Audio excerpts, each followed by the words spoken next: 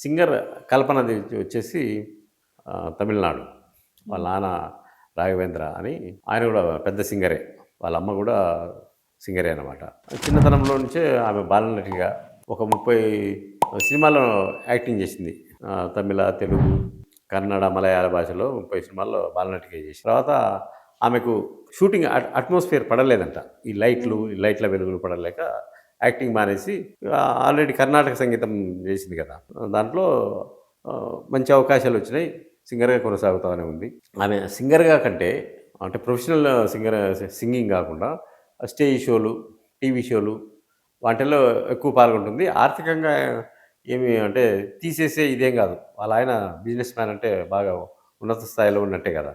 హ్మ్. కాకపోతే ఆత్మహత్యాయత్నానికి కారణం ఏంటంటే, మనం మీడియాలో వస్తున్న వార్తల ప్రకారం ఆమె కూతురు 19 ఏళ్ల కూతురుకు, ఆమెకు తరచూ గొడవలు జరుగుతున్నాయంట. ఆమె ఈ సూసైడ్ అటెంప్ట్ చేసుకోవడానికి అది కూడా ఒక కారణం అయ్యుండొచ్చు అని పోలీసులు చెప్తున్నారు. అది గాక భర్తతో ఏమన్నా గొడవలవుతున్నాయా అనే దిశగా గూడా హాస్పిటల్‌లో చేర్పించినాక భర్త వస్తే, ఆ భర్తను అదుపులోకి తీసుకొని ఏంటసలు అని విచారిస్తున్నట్టు సమాచారం. ఇది మొత్తం మీద కల్పన సూసైడ్ వెనక వినిపిస్తున్న కథనాలు.